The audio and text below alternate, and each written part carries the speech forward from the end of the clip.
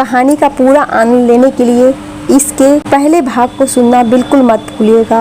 उसका लिंक मैं आपको डिस्क्रिप्शन बॉक्स पर दे दूंगी और साथ में कमेंट बॉक्स में भी पिन कर दूंगी, तो आप वहां से भी जाकर सुन सकते हैं। शंकर के आज परीक्षा के परिणाम आ गए थे। उसने कक्षा 7 प्रथम श्रेणी से पास कर लिया था। रामचरण बहुत खुश था कि उसका बच्चा पूरे गांव में प्रथम आया था। वो हरी से मिठाई लाने को कहता है। सभी खुश हैं, बस बसंती को अम्मा की याद सता रही थी। वो सोच रही थी काश अम्मा भी हम लोगों के साथ होती। इस बार मानसून अपने समय पर था। खेतों में बीज अंकुरित हो चुके थे। रामचरण बहुत खुश था। वो अपने अंकुरित हुए पौधों को देखकर ऐसे खुश हो रहा था जैसे एक माँ अपने गर्भ में पल रहे बच्चे को प्रेम से सहलाकर उससे बातें कर खुश होती है। रामचरण के आंखों में अब चमक लौट आई थी। उसके शरीर का एक एक रोम अपने खेतों को देखकर पुलकित हो रहा था। तभी उधर से गांव का पंडित गुजरता है और वह रामचरण को आवाज देता है, अरे ओ रामचरण, जरा सुनो तो। रामचरण को कुछ सुनाई नहीं दे रहा। वो तो बस अपने खेतों को निहारने में व्यस्त है। अरे ओ भैया रामचरण। तभी रामचरण की दृष्टि पंडित पर पड़ती है। हाँ पंडित जी, कैसे आना हुआ? अरे भैया, एक खुशखबरी है। क्या? अरे तुम्हारी लड़की की फोटो लड़के वालों को पसंद आ गई। हाँ, वो लोग अगले हफ्ते आ रहे हैं। अच्छा, ये तो सचमुच बड़ी अच्छी खबर है। शायद इस बार लड़के वालों को सब कुछ ठीक लगे। लड़का क्या करता है? लड़का के पिता के पास 5 एकड़ जमीन है। वो भी तुम्हारी तरह किसान है और लड़का बैंक में क्लर्क है। ये तो बहुत ही अच्छा है। रामचरण खुशी खुशी घर आता है और ये खुशखबरी हरी और बसंती को बताता है। तुम्हारी अम्मा यहाँ होती तो वो भी खुश होती। बसंती को कुछ विशेष अंतर नहीं पड़ता क्योंकि उसका तो पूरा ध्यान अपनी माँ पर लगा हुआ है। उसकी तो अभी विवाह करने की इच्छा भी नहीं है। वो तो अपनी पढ़ाई पुनः प्रारंभ करना चाहती थी, पर घर की आर्थिक स्थिति खराब होने के कारण उसकी ये इच्छा अधूरी ही रह जाती है। अगले ही दिन रामचरण और बसंती पार्वती से मिलने अस्पताल जाते हैं। अस्पताल में प्रवेश करते ही बसंती का हृदय जोर जोर से धड़कने लगता है। पता नहीं अम्मा किस हालत में होगी। पता नहीं वो कब हम लोगों को छोड़कर चली जाएगी। पार्वती को देखते ही रामचरण रोने लगता है। पार्वती, ये तुम्हारी क्या हालत हो गई है? सब मेरी ही गलती है। मैं अपने परिवार की देखभाल ठीक से नहीं कर सका। मुझे क्षमा कर दो पार्वती। मैं तुम्हें कुछ नहीं दे सका, तुम्हारा ठीक से इलाज भी नहीं करा सका। ऐसा नहीं है जी, मुझे आपसे कोई शिकायत नहीं है। आपने अपनी तरफ से तो सब ठीक ही किया। अब तकदीर ही ऐसी थी तो क्या कर सकता है। रामचरण अपने आंसू पोंछता है और बताता है कि कल लड़के वाले हमारी बसंती को देखने आ रहे हैं। ये तो बड़ी अच्छी बात है। देखिए, इस बार लड़के वाले हाथ से जाने नहीं चाहिए। तुम चिंता मत करो। लड़का क्या करता है? वो बैंक में क्लर्क है। तब तो बहुत अच्छा है।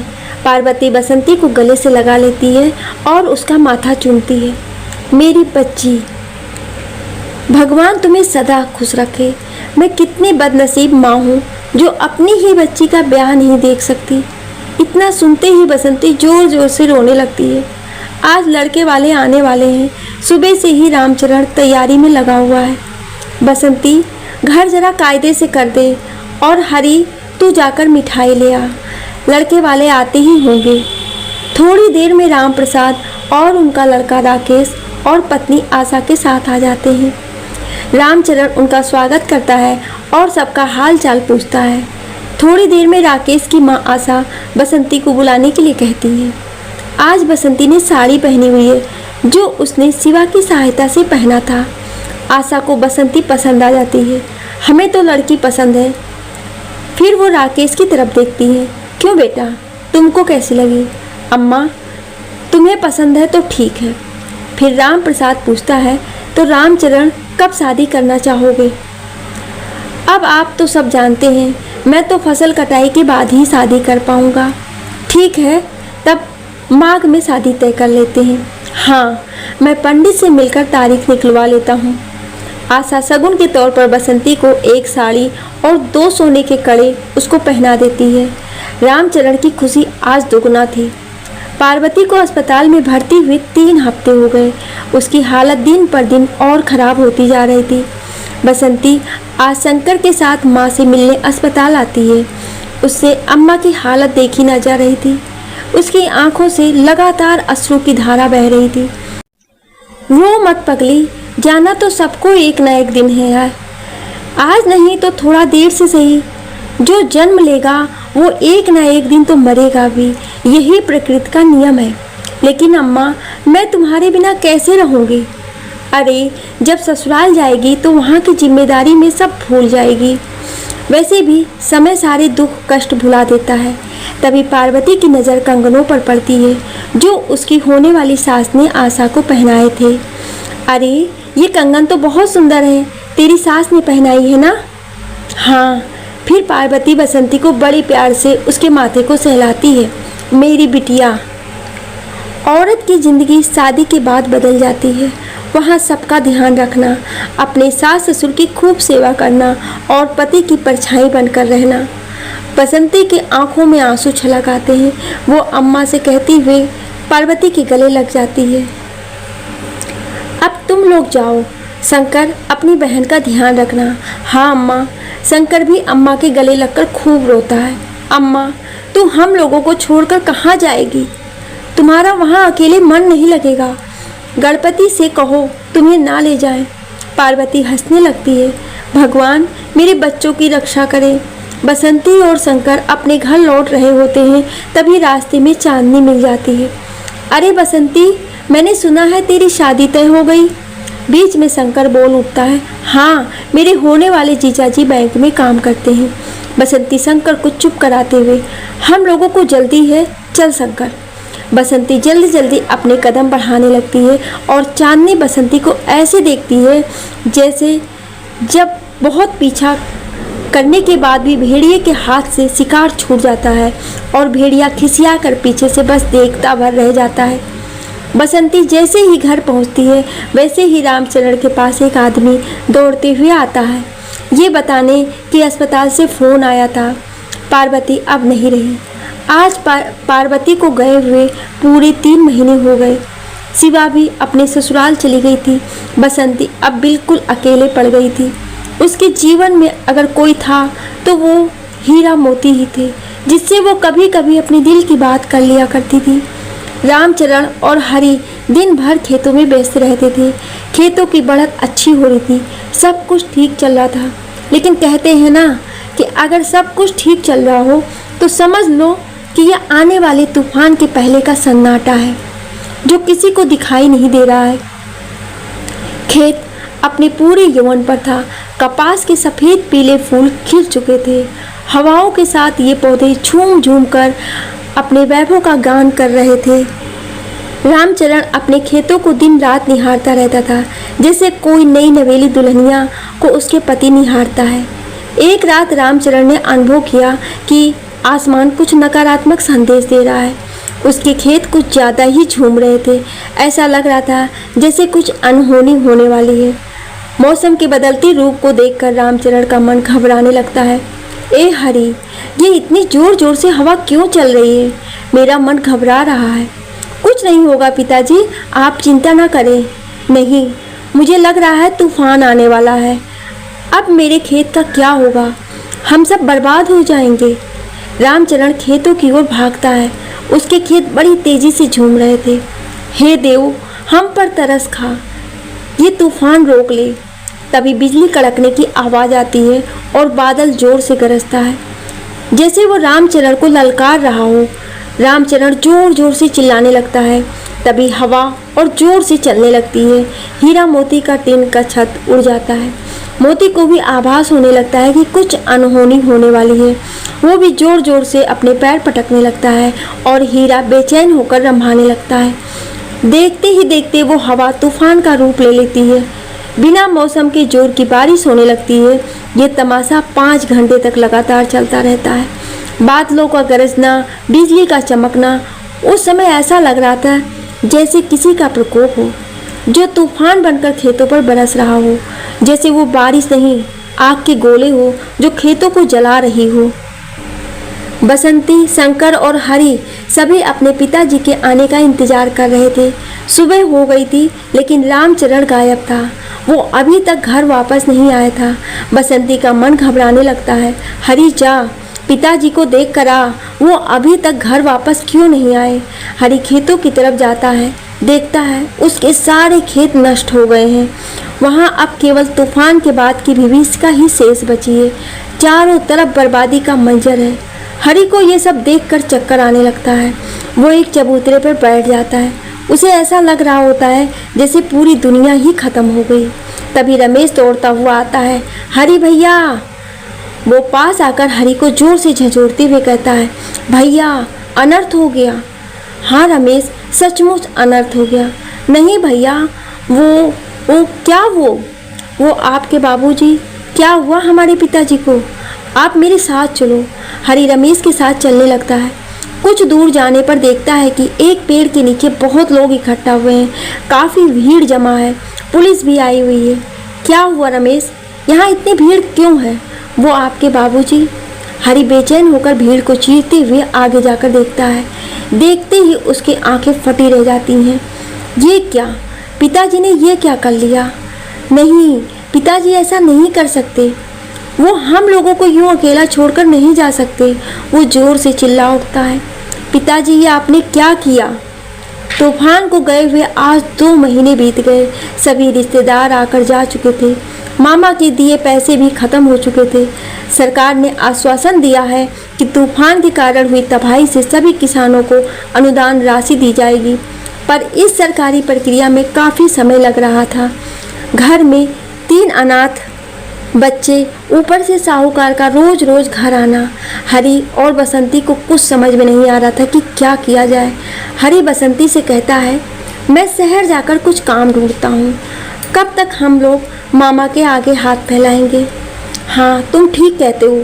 हरी शहर जाने की तैयारी करने लगता है कि तभी पंडित आ जाता है। अरे पंडित जी, आप कैसे आना हुआ? वो बेटा कैसे कहूँ? कहिए पंडित जी। बेटा, वो राम प्रसाद जी अब तुम्हारे घर रिश्ता बनाने को इच्छुक नहीं है। उन्होंने अपना सोने का कंगन वापस मांगा है। हाँ, वो तो होना ही था।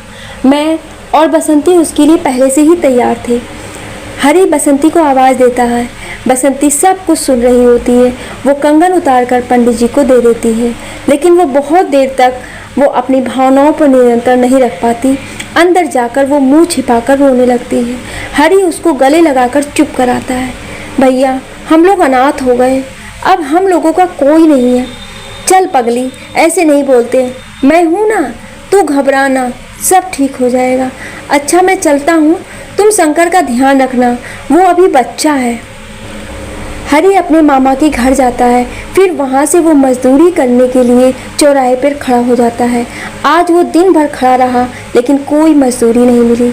शाम को थक हार कर वो निराश होकर मामा के घर वापस आ जाता है। मामी उसको परेशान देख उसको सांत्वना देती है।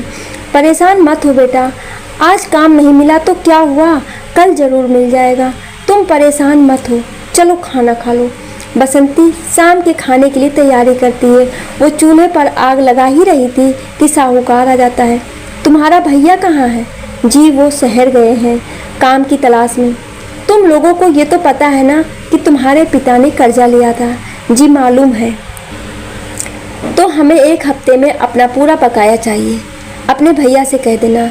लेकिन आपको तो सब पता है, तूफान ने सब कुछ निगल लिया, यहाँ तक कि मेरे पिताजी को भी। मुझे इन सब से कोई मतलब नहीं है, मुझे बस मेरे पैसे वापस चाहिए। बसंती बहुत परेशान हो जाती है। अब क्या होगा, भैया अकेले ये सब कैसे करेंगे? ये सब सोचते हुए वो चूल्हे में आग लगाती है और भोजन तैयार करती है। वो एक हाथ से भोजन बना रही है और दूसरे हाथ से अपने आंसू पोंछ रही है। तभी शंकर वहाँ आ जाता है। दीदी तुम रो क्यों रही हो? कुछ नहीं, मैं कहाँ रो रही हूँ। वो जल्दी से अपने आंसू पोंछते हुए कहती है, चल खाना खा ले, बहुत देर हो गई है। दोनों भाई बहन आसमान के नीचे भोजन कर रहे होते हैं। तभी चांदनी आ जाती है। बहुत बुरा लगा तुम्हारे बाबूजी के बारे में सुनकर। सुना है तुम लोगों के ऊपर साहूकार का बहुत कर्जा है। हाँ भैया शहर गए हैं, उनको कुछ ना कुछ काम तो ज़रूर मिल जाएगा। अरे मिल भी जाएगा तो उससे कर्जा थोड़ी ना उतर जाएगा। उससे तो तुम लोग केवल 2 वक्त की रोटी ही जुटा पाओगे। तुम मेरा कहना मानो, तुम मेरे साथ मुंबई चलो। साहूकार तुम लोगों का कर्जा भी माफ़ कर देंगे और ऊपर से 2 लाख रुपया भी देंगे। वहाँ तुमको मैं अच्छा काम भी दिलवा दूंगी, उससे अपने भाई की मदद भी कर सकोगी। बसंती चुप हो जाती है। उसे कुछ समझ में नहीं आता कि क्या करे। वो कभी शंकर को देखती तो कभी हीरा मोती को। सोच लो, मैं कल फिर आऊँगी। बसंती को रात भर नींद नहीं आती। उसके कानों में बार बार चांदनी की बातें गूंजती रहती। साहूकार कर्जा माफ़ कर देगा और बदले में 2 लाख रुपए भी देगा। सुबह होते ही हरी फिर उसी चौराहे पर जाकर खड़ा हो जाता है जहाँ सभी मजदूर खड़े थे। धीरे धीरे करके सभी मजदूर काम पर चले जाते हैं। वो अकेला रह जाता है। उसे अभी तक कोई ग्राहक नहीं मिला। तभी एक आदमी आता है। तुम मजदूर हो? हाँ साहब। मेरे साथ चलोगे? हाँ। क्या काम है? कुछ नहीं, 2 घंटे का काम है, गोदाम साफ करवाना है। कितना लोगे? जितना आप दे दें। बसंती लकड़ी बीनने निकल पड़ती है। वो पेड़ से टूटी हुई छोटी छोटी लकड़ियों का गट्ठर बनाती है और उसे अपने सर पर बांधकर घर आती है।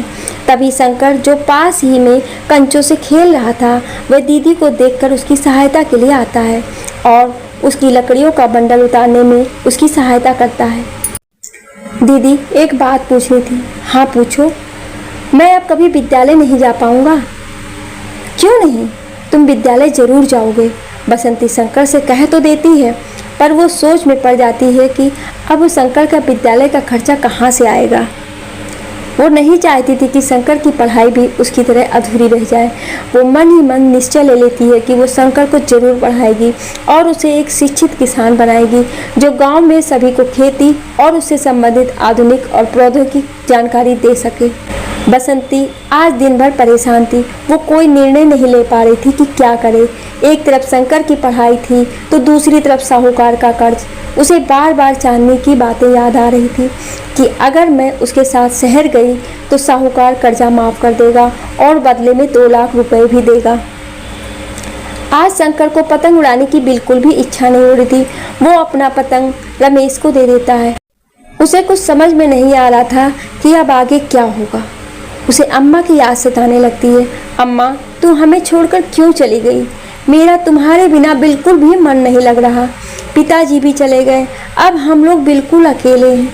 इतना कहते ही वो मोती के गले लगकर रोने लगता है। मोती, क्या मेरी अम्मा अब कभी वापस नहीं आएंगी? मोती फिर सिर हिला देता है। पता नहीं इसका मतलब हाँ या ना। हरी का आज काम पर पहला दिन था। वो घर लौटकर सबसे पहले बसंती को फ़ोन करता है। प्रदीप नाम का एक लड़का अपना मोबाइल लेकर बसंती के पास आता है। ए बसंती, तुम्हारे भैया का फ़ोन है। बसंती तेजी से मोबाइल उसके हाथ से छीन लेती है। हाँ भैया, तुम ठीक हो ना? हाँ मैं ठीक हूँ, तुम कैसी हो? मैं भी ठीक हूँ। कुछ काम मिला? हाँ, आज एक काम मिला था। तुम चिंता मत करो, सब ठीक हो जाएगा। शंकर क्या कर रहा है? वो हीरा मोती के पास है। अच्छा, तो हम रखते हैं, तुम अपना ध्यान रखना। बसंती कुछ पूछना चाहती थी, क्या वो भी चांदनी के साथ शहर जाकर काम कर सकती है, पर उसकी हिम्मत नहीं हुई। वो रात भर यही सोचती रही कि आजकल तो लड़कियां भी काम करती हैं। मैं भी अगर काम करके भैया की मदद कर दूं तो इसमें क्या बुराई है।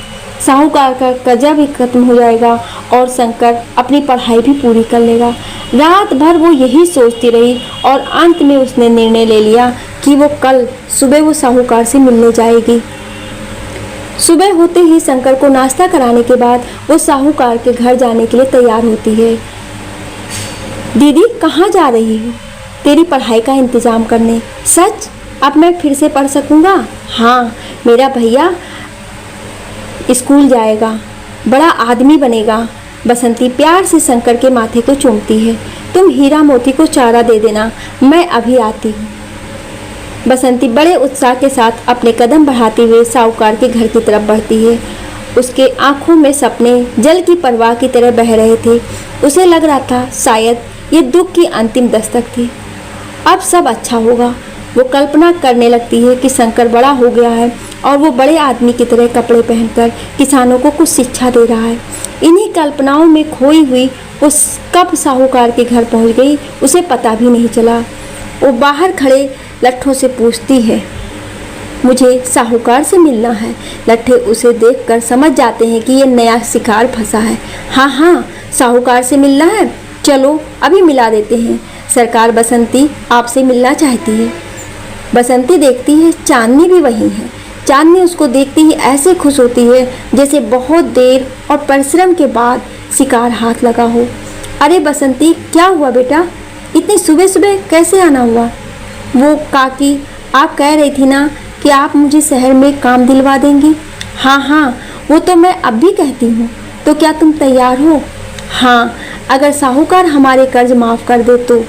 हाँ हाँ, क्यों नहीं, कर्ज भी माफ़ कर देंगे और 2 लाख भी देंगे। चांदनी नज़र चुराकर साहूकार को देखती है और कुछ इशारा करती है। साहूकार कहता है, हाँ बसंती, चांदनी ठीक कह रही है, मैं अभी तेरा कागज़ तैयार करता हूँ। अब कोई कर्जा नहीं है। साहूकार कागज़ लेकर आता है और 2 लाख रुपए भी। ये लो, सब हिसाब चुकता। पैसे देखकर बसंती बहुत खुश होती है। काकी, मैं ये पैसे ग्रामीण बैंक में जमा करवा देती हूँ, तब मैं आपके साथ चलूँगी। हाँ हाँ बेटा, तू अपना काम ख़त्म कर ले, कोई जल्दी नहीं है। तू लेकिन काकी, एक और परेशानी है। क्या बेटा, बोलो। वो मेरे जाने के बाद शंकर और हीरा मोती अकेले रह जाएगा, तो तुम उसकी चिंता मत करो। शंकर को हम लोग तुम्हारे मामा के घर छोड़ आएंगे और हीरा मोती साहूकार के तबेले में रह लेंगे जब तक तुम्हारा भैया ना आ जाता। अब ठीक है ना? हाँ, तब तक ठीक है। चांदनी उसके बालों को सहलाते हुए कहती है, बेटा दोपहर 2 बजे मुंबई की बस है, तू तब तक अपना सारा काम निपटा ले। ठीक है काकी। बसंती सीधे बैंक जाती है। वो अपने पिता रामचरण के अकाउंट में पैसा जमा करवाना चाहती है। भैया, मेरे पिताजी तो अब नहीं रहे, तो ये पैसा मेरे भाई हरि को मिल जाएगा। हाँ, नामनी में हरि का नाम है। तुम बस अपने पिता का मृत्यु प्रमाण पत्र जमा करवा दो, वो तो भैया हरि ही करा सकेंगे। ठीक है, तुम पैसा जमा करवा सकती हो, बाद में हरि से कहना कि मृत्यु प्रमाण पत्र ले आए। ठीक है। बसंती अपने घर जाती है, शंकर को जल्दी जल्दी दिन का खाना खिलाती है और एक पास की दुकान से मामा के घर फ़ोन करती है, लेकिन फ़ोन कोई नहीं उठाता। वह फिर फ़ोन मिलाती है, लेकिन उधर से कोई उत्तर नहीं मिलता। कदाचित दुर्भाग्य अभी भी उसका साथ नहीं छोड़ रहा था। वह पुनः घर जाती है और शंकर को सारी बात बताती है। दीदी, तुम मुझे अकेले छोड़कर मत जाओ। अरे मेरा प्यारा भैया, सब तुम्हारे लिए ही तो कर रही हूँ कि तुम पढ़ लिख सको और अम्मा और पिताजी के सपने पूरा कर सको। शंकर रोने लगता है। नहीं दीदी, मुझे नहीं पढ़ना, तुम मत जाओ। शंकर बसंती के गले लग जाता है और उसको नहीं छोड़ता। सुनो शंकर, साहूकार ने कहा है वो तुम्हें मामा के घर पहुंचा देगा, तुम परेशान मत हो। अब मुझे जाना होगा, मुझे देर हो रही है। नहीं दीदी, मत जाओ। तब तक चांदनी आ जाती है। बसंती तैयार है ना? हाँ काकी, पर मैं शंकर को अकेले छोड़ कैसे जाऊं? चांदनी शंकर को किसी तरह समझाती है और बसंती को लेकर चली जाती है। 5 घंटे बाद बसंती मुंबई पहुंच जाती है। मुंबई देखकर बसंती बहुत खुश होती है। वहाँ की इमारतें देखकर उसे आश्चर्य होता है। काकी, कितनी बड़ी बड़ी बिल्डिंग है यहाँ। मुंबई कैसा लगा? मज़ा आ रहा है ना? हाँ, बहुत। बस से उतरने के बाद चांदनी उसको एक तंग गलियों में ले जाती है, जहाँ अजीब अजीब सी निगाहें उसे घूरती हैं। काकी, ये कौन सी जगह है? ये तो बहुत गंदी जगह लग रही है। अरे जगह मत देख, यहाँ के लोग बहुत अच्छे हैं, तुम्हारा बहुत ध्यान रखेंगे। बसंती को नहीं पता कि अब उसकी ज़िंदगी एक भयानक मोड़ लेने वाली है, इतनी भयानक जिसकी उसने कल्पना भी ना की थी। वो एक ऐसे दलदल में फंसने जा रही थी जहाँ से वो कभी बाहर नहीं निकल पाएगी। चांदनी यहाँ उसको कोई काम नहीं दिलवाने वाली थी, बल्कि वो तो उसको यहाँ बेचने लाई थी। चांदनी एक चुन्नी लाल नामक दलाल से मिलती है और बसंती को उसके हाथों सौंप देती है और बदले में मोटी रकम वसूल करती है। बसंती अब समझ जाती है उसके साथ धोखा हुआ है, लेकिन अब तो बहुत देर हो चुकी थी। वो बहुत गिड़गिड़ाती है कि काकी, मुझे छोड़कर मत जाओ, लेकिन अब उसकी आवाज़ कौन सुनने वाला था। देश के किसान की बेटी की हृदय विदारक स्थिति सभी नागरिकों के लिए लज्जाजनक है। एक किसान जो संपूर्ण मानव जाति का अन्नदाता होता है, उसके परिवार की प्रत्येक नागरिक का कर्तव्य होना चाहिए। लिखने और बोलने में कोई त्रुटि हुई हो, उसके लिए क्षमा प्रार्थी हूँ। आपको ये कहानी कैसी लगी हमें कमेंट करके ज़रूर बताएं और ऐसी ही कहानियाँ सुनने के लिए हमें सब्सक्राइब जरूर करें। Thank you.